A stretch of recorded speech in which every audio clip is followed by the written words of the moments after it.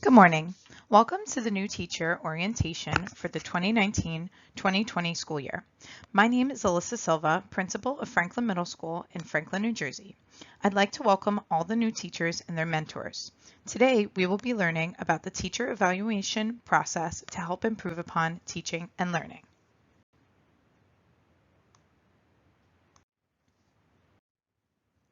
Today's agenda will consist of Franklin Township Public Schools mission and vision, Danielson, the framework for teaching evaluation model, state and federal policies, laws, and regulations, and evaluation guidelines. During the 2018-2019 school year, the Board of Education administrators and several teachers worked to revise our mission statement. The mission statement states, Franklin Township Public Schools embraces its diversity, fosters excellent educational innovation, and empowers all students to achieve their highest potential. Our vision in Franklin Township is to provide excellence, opportunity, and affirmation for every child. In Franklin, we use the Danielson framework for teaching evaluation system. This system was chosen out of several evaluation tools because it supports instruction, enhances student achievement, provides feedback to staff for professional growth. In this framework, teaching is divided into 4 domains and 22 components. Domain 1 is planning and preparation. Domain 2, the classroom environment. Domain 3, instruction. And Domain 4, professional responsibilities. Domain 1 is centered around planning and preparation. This domain focuses on the planning that occurs behind the scenes. There are 6 components in Domain 1, and many of them focus on how the content is organized for the students to learn. Teachers are scored on their alignment of content and resources as well as differentiation strategies based on their knowledge of their students. Most of the instructional design falls into Domain 1, such as learning outcomes, activities, and assessments. Domain 2 is all about the classroom environment. This domain focuses on teacher interactions with students, both words and actions, as well as student-to-student interactions. In an effective teacher's classroom, there is an emphasis on learning, and the teacher sets high expectations for the students. Students take pride in their work. Classroom management is also part of Domain 2. This refers to how teachers organize students, space, time, and materials so that effective and engaging learning takes place. Danielson considers Domain 3 the heart of the framework for teaching because of the importance of students learning through instruction. Domain 3 focuses on engaging students through learning. This is a domain where teachers implement their plans from Domain 1 and learning is brought to life. The best evidence for student engagement is what students are saying and doing as a result of what the teacher does or has planned. Domain 4 encompasses the work that occurs behind the scenes. Teachers that excel in Domain 4 conduct themselves in a professional manner and understand that educators are lifelong learners and continue to seek out professional development. Based on the mission of the district, there is an expectation that teachers are moving away from teacher-centered instruction and more towards student-centered learning, as outlined in the Domain 3 Danielson rubric. An example of this learning is from Domain 3, engaging students in learning. Students take initiative to improve upon the lesson by modifying a learning task to make it more meaningful or relevant to their needs, or suggesting modifications to the grouping patterns used, and or suggesting modifications or additions to the materials being used. In Franklin Township, we are focused on educating the whole child and creating an environment in which students embrace diversity and feel safe and welcome.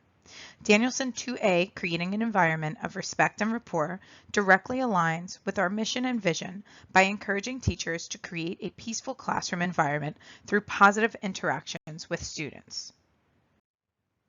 Franklin adopted the Danielson model through an online learning plan, Frontline, My Learning Plan, for a one-time fee of $37,205.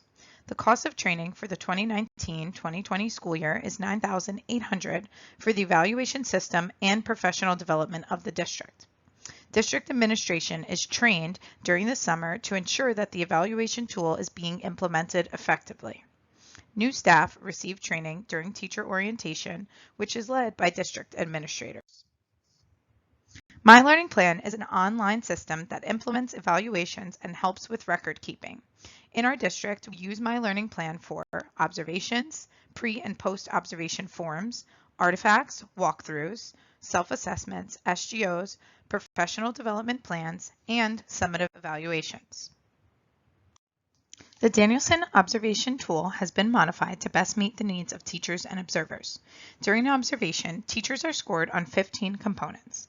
The following components are scored during the summative evaluation: 1A, 1D, 4B, 4C, 4D, 4E, and 4F, because these are the components that take place behind the scenes and are not often visible to district administrators and supervisors during an observation. The purpose of the ESSA was to empower local communities to identify their unique student needs and receive targeted support to ensure all students receive the education they deserved. To accomplish this task, schools in need of targeted and comprehensive support will be provided resources from the state, including data to identify needs, access to early childhood education, and guidance to best utilize funds. The Teach-NJ Act was enacted in August 2012 to reform the tenure process, which directly impacted public school teachers. Teach-NJ enacted the following changes. Teacher evaluation rubrics must include 4 rating categories. All first-year teachers must be prepared with an experienced teacher to serve as a mentor. All teachers must receive ongoing professional development. Any teacher scoring ineffective or partially effective on their evaluation must receive support through a corrective action plan. Tenure is granted after 4 consecutive calendar years. This was previously 3 years. Any tenured teaching staff member that is rated ineffective or partially effective in 2 consecutive summative annual evaluations, he or she will be charged with inefficiency.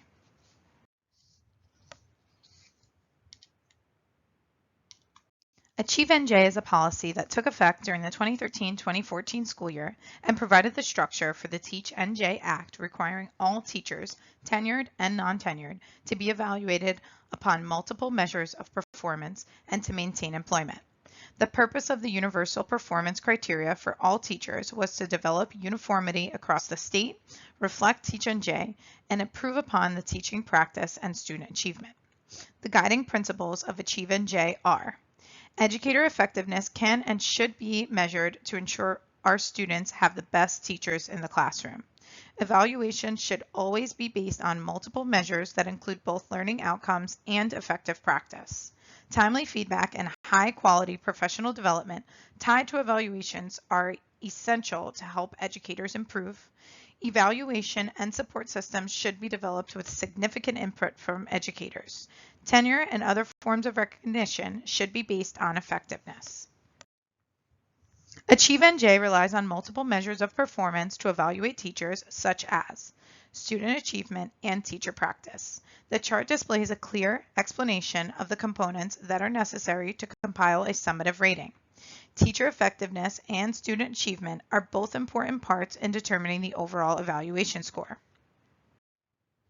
Student Growth Percentile, or SGP, is a measure of how much a student improves his or her state test performance from one year to the next compared to students across the state with a similar score history.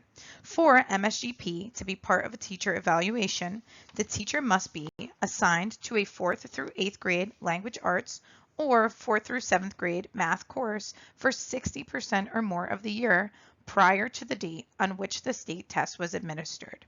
And teachers also must have 20 separate students with MSGP scores, and students must be enrolled in a teacher's class for 70% of the year. For teachers in tested grades, 30% of a teacher's overall evaluation rating is based on student growth percentile data from the state standardized assessments, 15% on SGO data from 1 to 2 measures that teachers set with approval of their principals. 55% is based on classroom observations. For teachers in non-tested grades and subjects, 85% of their overall evaluation rating is based on classroom observations. 15% is based on SGO data from 2 measures that teachers set with the approval of their principals. Student growth objectives, or SGOs, are long-term academic goals for groups of students set by teachers in consultation with their supervisors. SGOs are SMART: specific, measurable, achievable, relevant, time-related goals that teachers set for themselves based on a measure of their students' learning. Setting goals allows teachers to plan systematically for their instruction, ensuring that they teach critical standards and use a quality assessment that accurately and fairly measures student performance. The department recommends that all teachers of non-tested grades or subjects set 2 SGOs. The summative evaluation is the overall assessment of the teaching performance of a teacher. In Franklin Township, the summative evaluation includes multiple observations, student academic data, achievement data, and planning and professional responsibilities. An online portfolio is created, and evidence of domains 1 and 4, as well as teacher self-assessment, is uploaded to My Learning Plan prior to the summative meeting. The summative overall evaluation score combines with the multiple measures of teacher practice and student growth. All New Jersey teachers earn one of 4 ratings: highly effective, effective, partially effective, or ineffective. All teachers receive individual professional development plans based on their ratings. Teachers rated ineffective or partially effective work with their principals to create a corrective action plan with targeted professional development for the subsequent year. To maintain tenure, all teachers, regardless of their hire date, have to continue earning a rating of effective or highly effective. In Franklin, teacher practice is measured by performance using the Danielson framework, which is used to gather evidence primarily through classroom observations. Tenured teachers have 2 observations, and non-tenured teachers have 3 required observations per year. Teachers with an ineffective or partially effective rating at the end of the year have an additional observation the following year as part of their CAP. All teachers must have at least 1 unannounced and 1 announced observation with a pre-conference. A minimum of 2 observations are required for non-tenured teachers present less than 40% of the school year. Post-conferences between teachers and their supervisors are required following each observation. Non-tenured teachers require all face-to-face conferences, whereas tenured teachers require at least 1 face-to-face conference. Franklin Township follows an observation schedule which consists of 2 rounds. During the first round, all non-tenured teachers are to be observed by December 15th, and all tenured teachers are observed by January 1st. The second round of observations is from February 1st to May 4th. All teachers have an unannounced anytime observation. This observation can occur anytime during round 2. Therefore, teachers that require 3 observations will have 2 observations during round 2.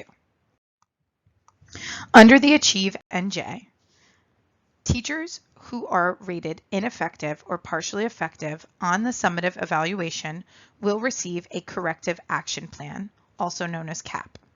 For these teachers, the CAP will take the place of the required individual professional development plan. Teachers with a CAP under Achieve NJ will receive an additional observation that serves as a mid-year conference. Teachers with a CAP must have multiple observations. The CAP will contain the following: a description of the teacher's deficiencies, timelines for the corrective action, professional learning activities to help improve upon the deficiencies, and the names and responsibilities of those implementing the CAP. School-wide professional development is developed based on identifying school goals and student and teacher needs. The School Improvement Planning Team meets several times a year to review data and plan necessary PDs based on each school building. There are also several other opportunities for professional development throughout the school year, such as daily common planning times, PLCs on varying topics such as PBSIS, data, technology, and differentiation.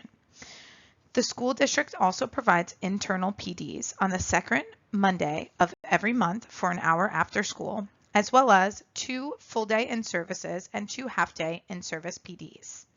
Out-of-district PD is encouraged and supported by the school district. However, supervisor approval is required. Thank you. That concludes the presentation. I wish you the best of luck in the upcoming school year.